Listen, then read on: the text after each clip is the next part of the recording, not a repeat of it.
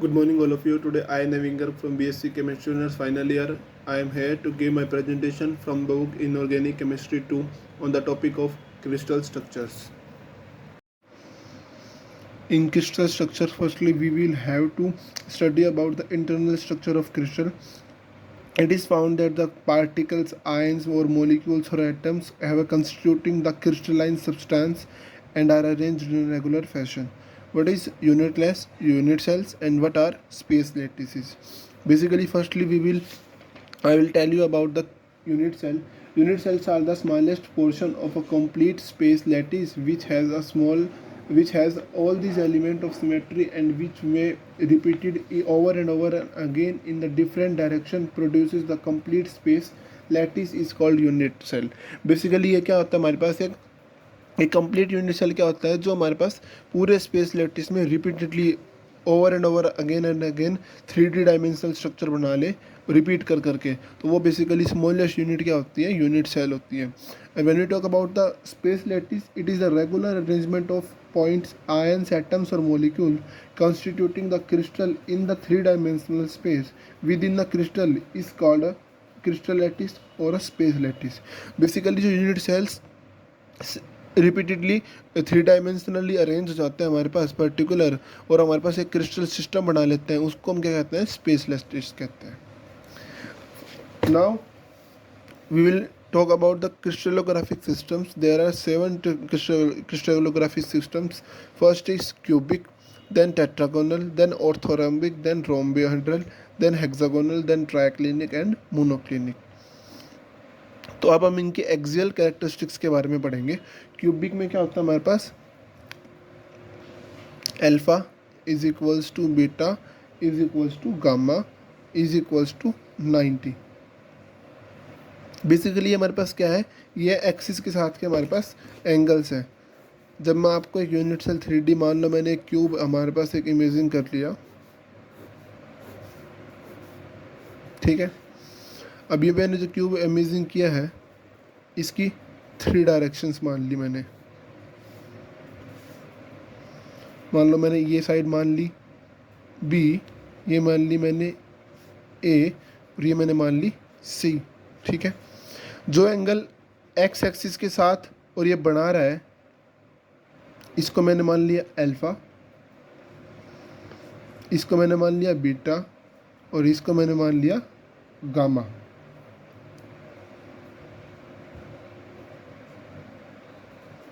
ये मैंने गामा मान लिया. ये alpha beta gamma 3 axis angle है और ए बी सी हमारे पास क्या है, साइड्स है डायरेक्शन के साथ. तो क्यूबिक में क्या होता है, अल्फ़ा बीटा गामा तीनों क्या होते हैं 90, और जो हमारे पास साइड्स का होता है वो क्या होता है, ए बराबर बी बराबर सी. जब हम इनकी ब्रेविस लेटिस की बात करते हैं तो क्यूबिक में कितने ब्रेविस लेटिस होते हैं, बेसिकली पूरे क्यूबिक में हमारे पास ब्रेविस लेटिस होते हैं हमारे पास 3. तो 3 हमारे पास ब्रेविस लेटिस होता है. और इसका अच्छा एग्जाम्पल क्या हो सकता है, NaCl, KCl, diamond etcetera. Next हमारे पास आता है टेट्रागोनल. टेट्रागोनल में क्या होता है हमारे पास, alpha is equals to beta is equals to gamma is equals to 90. और साइड्स का क्या होता है, A is equals to B not equals to C. जब हम ब्रेविस लेटिस की बात करते हैं तो there are total 2 Bravais lattice corresponds to tetragonal crystallographic system. Example इसमें आता है TiO2. Next there is orthorhombic. Orthorhombic में क्या होता है, alpha is equals to beta is equals to gamma is equals to 90. जब हम साइड्स की बात करते हैं तो A not equals to B not equals to C. और जब हम ब्रेविस लेटिस की बात करेंगे तो ऑर्थोरोम्बिक में कितने आएंगे, बेसिकली 4. और एग्जाम्पल क्या हो जाएगा इसका हमारे पास, एग्जाम्पल इसका हो जाएगा रोम्बोसल्फर.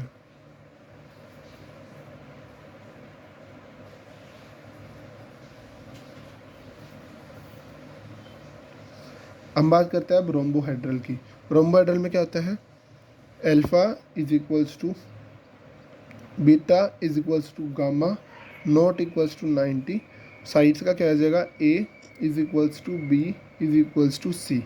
ब्रेविस लैक्टिस कितने होंगे इसकी कोरस्पॉन्डिंग 1, और एग्जाम्पल क्या हो जाएगा NaNO3 AsSB। हेक्सागोनल की जब हम बात करते हैं तो हेक्सागोनल में क्या होगा, हेक्सागोनल में हमारे पास होगा alpha is equals to beta is equals to 90 and gamma is equals to 120। Sides का क्या आएगा, A is equals to B is equals to not equals to C, और इसकी कोरस्पॉन्डिंग कितने ब्रेविस लैटिस होंगे, देयर आर ओनली 1। एग्जाम्पल क्या होगा इसका, इसका एग्जाम्पल होगा हमारे पास ग्रेफाइट,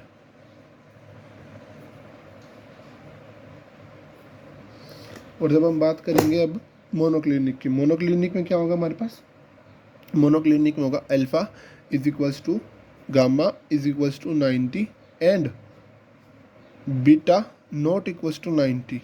साइड्स का क्या होगा, A is equals to B not equals to C, और मोनोक्लिनिक का अच्छा एग्जाम्पल कौन सा हो सकता है, monoclinic sulphur.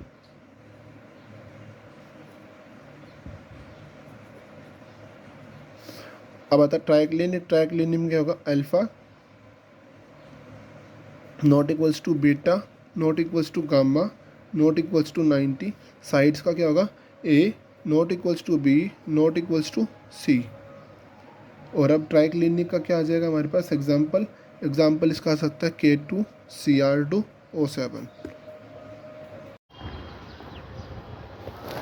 Firstly, we will talk about the NaCl type crystal system that is CCP arrangement।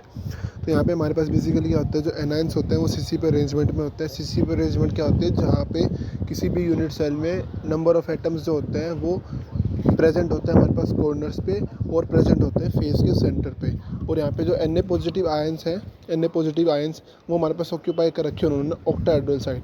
Basically octahedral sides की पोजीशन कौन सी होती है, ये प्रेजेंट होते हैं 1 at body centre and present at each edge centre, तो they are 12 edge centres. So यहाँ पे बेसिकली हमारे पास अब बात करते हैं हम कॉन्ट्रीब्यूशंस की, तो हमारे पास कॉन्ट्रीब्यूशन होता है कॉर्नर्स का, और एक कॉर्नर का एटम अगर प्रेजेंट है तो उसका कॉन्ट्रीब्यूशन एक यूनिट सेल में 1/8 होगा। हम कॉन्ट्रीब्यूशन की बात करेंगे जब हम NaCl में फेस सेंटर की, तो जो एक फेस का एटम होता है, फेस सेंटर का एटम, वो 1/2 का उसका कंट्रीब्यूशन होता है। जब हम बात करते हैं हमारे पास एज सेंटर की, तो जो किसी भी क्यूब का जो एज होता है उसके सेंटर पे अगर कोई एटम प्रेजेंट है उसका कंट्रीब्यूशन होता है 1/4। तो अब हम यहाँ पे अरेंजमेंट देखते हैं, तो मैंने आपको बताया था कि जो Cl नेगेटिव आयंस होते हैं वो प्रेजेंट होते हैं FCC अरेंजमेंट, मतलब हर एक कोई भी हमारे पास क्यूब है उस क्यूब के सेंटर पे, क्यूब के कॉर्नर पे और उसके क्यूब के फेस सेंटर पे।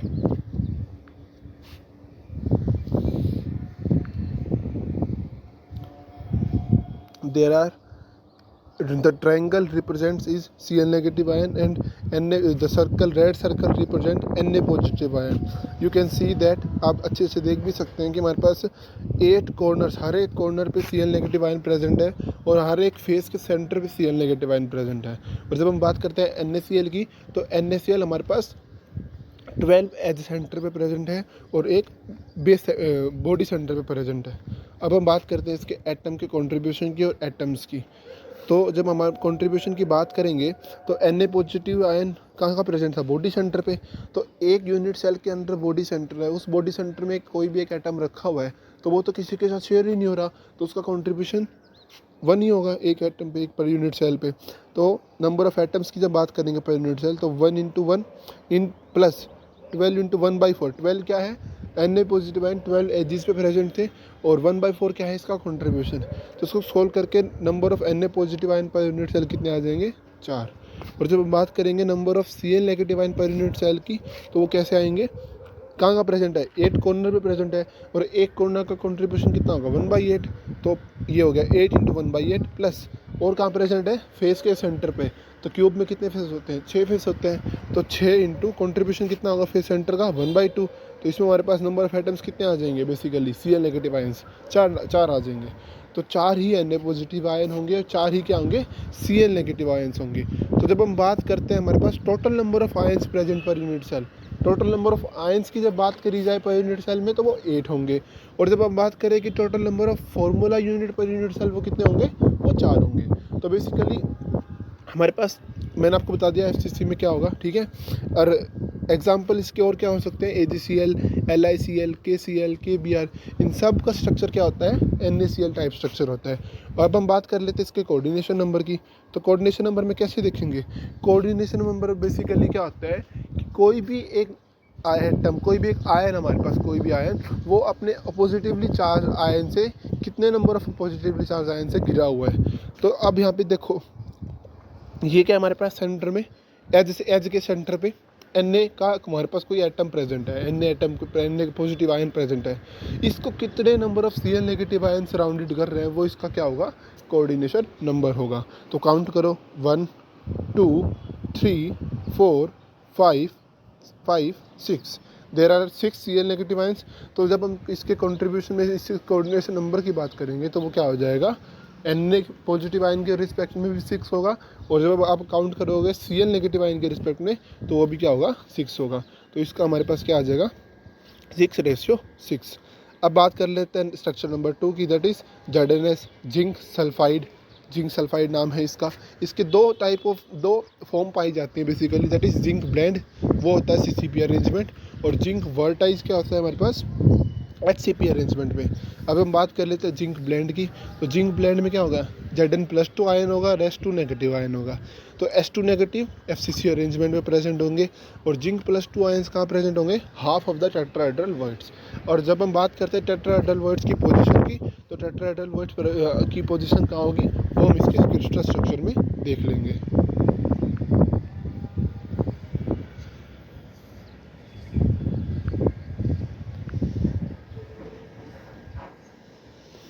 ये हमारे पास इसका क्रिस्टल स्ट्रक्चर है, किसका, जिंक ब्लेंड का। यहाँ पे जो आपको ग्रीन में दिखाई दे रहा है वो क्या है, पोजीशन हमारे पास Zn+2 आयन्स की, और जो हमारे पास रेड से शो कर रखा है वो क्या है हमारे पास, पोजीशन S2 नेगेटिव आयन की। तो मैंने आपको बताया था कि जिंक ब्लेंड किसका होता है, FCC अरेंजमेंट होता है इसका, और FCC अरेंजमेंट में S2 नेगेटिव कहाँ प्रेजेंट होते हैं, FCC के साइड्स पे प्रेजेंट होते हैं। और FCC की साइड्स कौन सी होंगी, 8 corners and each face centre. तो बेसिकली आप देख सकते हैं कि यहाँ पे प्रेजेंट है, ठीक है। और Zn पॉजिटिव आयंस कहाँ प्रेजेंट, मैंने आपको बताया था कि half of the tetrahedral words. सबसे पहले तो हमें बात करनी चाहिए कि टेट्राहेड्रल वर्ड्स का पोजीशन यूनिट सेल में होता क्या है। तो हमारे पास बॉडी डायगनल्स कितने होंगे, एक क्यूब में 4 बॉडी डायगनल होंगे, और टेट्राहेड्रल वर्ड्स की पोजीशन कहाँ होती है, 2 एट ईच बॉडी डायगनल।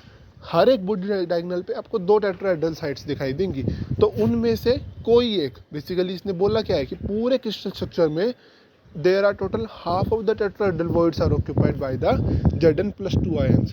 तो बेसिकली जब हम देखेंगे तो देखो, ये बॉडी डायगनल इस पे 2 प्रेजेंट हो सकते हैं, लेकिन यहाँ कितने प्रेजेंट होगा, एक ही प्रेजेंट होगा, क्योंकि हमें पूरे क्रिस्टल स्ट्रक्चर में सिर्फ 4 ही प्रेजेंट करने हैं। तो ये हमारे पास बॉडी डायगनल पे 1, दूसरे बॉडी डायगनल पे 2, तीसरे पे 3, चौथे बॉडी डायगनल पे 4। तो ये हमारे पास क्या हो गया, basically 4 S2 negative ions present हो गए। अब हम बात कर लेते हैं number of ions, number of atoms कितने प्रेजेंट है। तो number of S2 negative ions per unit cell कितने प्रेजेंट होंगे, 8 कॉर्नर पे, उसका कॉन्ट्रीब्यूशन 1/8, और 6 उसके फेस पे, फेस सेंटर पे, उसका भी कॉन्ट्रीब्यूशन 1/2। तो टोटल नंबर ऑफ हमारे पास एटम्स कितने हो जाएंगे, 4। Number of Zn+2 ions per unit cell कितने होंगे, वो भी 4 ही होंगे। क्यों, क्योंकि total number of tetrahedral voids कितने होते हैं पर यूनिट सेल, 8, उसमें से आधे ऑक्यूपाई है, तो आधे ऑक्यूपाई है तो सीधा सीधा कितना हो गया, कॉन्ट्रीब्यूशन उनका 4 ही हो गया।